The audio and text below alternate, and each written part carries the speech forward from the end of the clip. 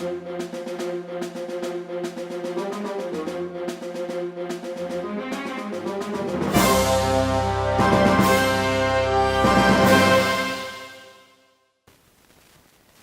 and welcome to this edition of Y-PAC CityCast. I'm Randy Beehler. The City of Yakima has been honored by the American Council of Engineering Companies of Washington with 2 Best in State Silver Awards as part of the organization's 49th Annual Engineering Excellence Awards. The city's wastewater irrigation division and the private engineering firm Golder Associates received an award for an aquifer pilot project, and the city's utilities and engineering department and the private engineering firm of Berger Abam received an award for 2 underpass projects.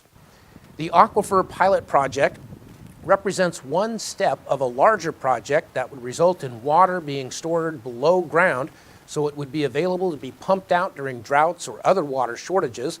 The silver award the project received was in the social economic stability category. The underpass projects on Lincoln Avenue and MLK Jr. Boulevard received recognition in the Future Value to the Engineering Profession category. The Lincoln Avenue underpass opened in 2012, and the MLK Jr. Boulevard underpass opened in 2014.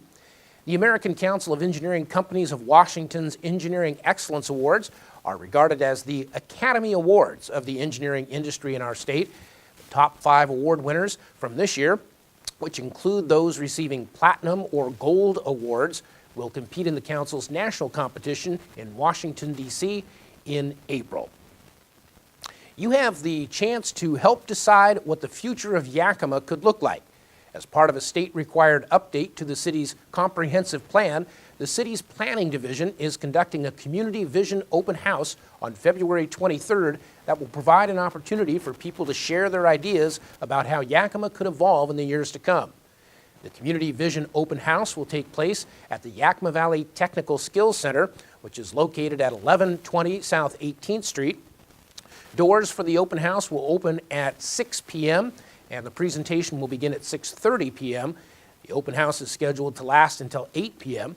To learn more about the open house, the comprehensive plan process, and to fill out a quick survey, go to the Planning Division's webpage at yakimawa.gov/planning/services and look for Comprehensive Plan Update.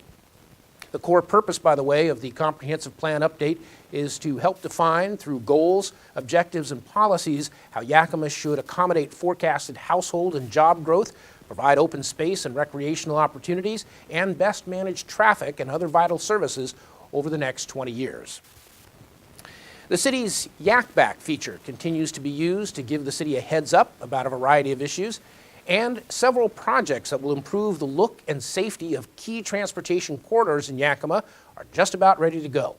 With those stories, here's CityCast's Ken Crockett. Thank you, Randy. Major safety improvements are planned this year along Lincoln Avenue. The lack of continuous sidewalks on the north side of Lincoln between 16th and 32nd Avenues will be fixed. Other work includes a pedestrian crossing signal near Robertson Elementary School, improved street signage, and updates to traffic signals at 5th and 16th Avenues. KRCI Construction of East Wenatchee is the apparent low bidder for the work at $225,000, which is nearly $50,000 below engineering estimates. Bids will also be going out soon for an elevated sidewalk along the Lincoln Avenue Railroad underpass and for construction of the Bins of Light project. That work is estimated to cost around $600,000. The Yak Back feature on the City of Yakima's website continues to grow in popularity. First introduced in 2012, the number of Yak Back requests now averages more than 1,000 a year. Graffiti complaints top the list of requests for service, but the system is also popular for reporting problems with streetlights, traffic signals, and potholes. The city's response time to Yak Back complaints has also improved. In 2015, nearly 90% of issues were resolved within 2 business days or less. In 2012, the rate was just 45%. Back to you, Randy. Thank you, Ken. When we come back, CityCast Sean Davido will take you inside a historic Yakima landmark that has been reborn. You're watching Y-PAC's CityCast.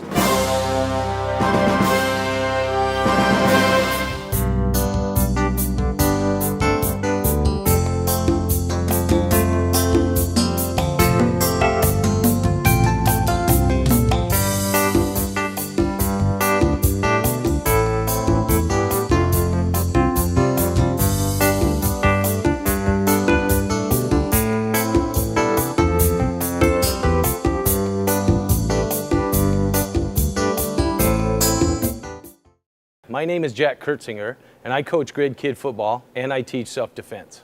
My name's Ryan Pepper, and I coach youth basketball. I'm Jim Moore, and I'm a certified EMT. I'm Elaine Gonzalez, and I'm a police chaplain. What do we have in common? We're all a part of your Yakima Police Department. Be part of the solution. For many years, one of the most prominent buildings in downtown Yakima sat mostly unused, except for a couple of floors that housed portions of call centers. Now, that building is home to Yakima's newest hotel. With a look inside Hotel Maison, here's CityCast's Sean Davido. Thanks, Randy. As the old saying goes, everything old is new again, and that saying certainly applies to the historic building that is the new home to Yakima's newest boutique hotel. On Tuesday, February 2nd, members of GEM Development and the Yakima Chamber of Commerce cut the ribbon to mark the opening of the Hotel Maison. Groups were given tours of the new rooms and the hotel amenities, and the attendees got a chance to see some of the unique features you will find in the century-old building, formerly known as the Great Western Building and more recently known as the GEM Building. The building was finished in 1911, and GEM Development was recently given a Historic Preservation Award by the City of Yakima for the restoration efforts in the new hotel. Now, the building was originally built to house the Yakima Freemasons Temple, which has been well preserved and still exists on the 6th floor of the building. The temple room itself was still getting a few touch-ups and was unavailable to view on the day of the ribbon cutting, but GEM Development says when it's finished, it will be used as a banquet and a ballroom. Right now I'm here with Mike Issacs. Mike works in utility services for the City of Yakima, and he's also the chair of the Freemasons Service Club of Yakima. Mike, tell us a little bit about the Freemasons. The Masonic fraternity is the oldest fraternity in the world. The Masonic family includes Freemasons as well as the concordant bodies of Scottish Rite, the Shriners, Job's Daughters, De Malay, and other groups. The Masonic families provide more than $2 million of charitable donations every day to hospitals, youth scholarships, and those in need. So they're a very important service club. Absolutely. Now the building here was kind of constructed around their needs, wasn't it? Yeah. Initially, it was construction started in 1907, right. And the cost for the construction in today's dollars would be somewhere between $5.2 and $9.1 million. It was one of the first reinforced concrete structures in Yakima when it was completed in 1912. The temple, which is the top floor of the building, was the tallest structure between Seattle and Spokane. The temple room at the top of the building when it opened in 1912. It has this exterior sort of French architecture and had over 1,000 electric lights inside, 158 plaster columns and 26-foot ceilings. Pretty impressive structure. If you've ever seen it, it's amazing inside. It really is amazing. Now tell us, Freemasons is a service club in Yakima. You're a member of that organization. Tell me just a little bit about how people can find out about being a Freemason. You can visit either the state Freemason website online. Just look up Freemasons on Google. Or you can go to our Facebook webpage here in Yakima, which is Mount Adams Lodge number 227, or just ask a Mason. If you know someone who's a Mason, they'll all be happy to tell you anything they can about the organization. Thank you, Mike. Now, Randy, this building really is one of the grandest pieces in Yakima history and is truly a gem in our community. And the renovation adds a new successful piece to downtown Yakima. So we'll take it back to you in the studio. Thank you, Sean, and thank you, too, for joining us for this edition of Y-PAC CityCast. Stay in tune with all that is going on with the City of Yakima by checking out the various media platforms utilized by the city to share information. The City of Yakima website at yakimawa.gov offers up-to-date information about city council meetings, news events, activities calendars, and other city goings-on.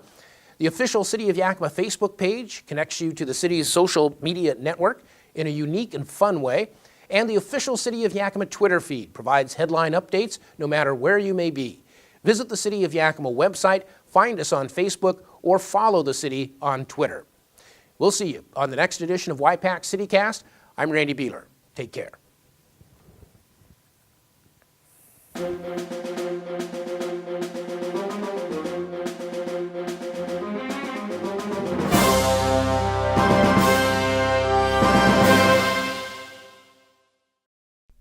For more information on Y-PAC CityCast, call 575-6092.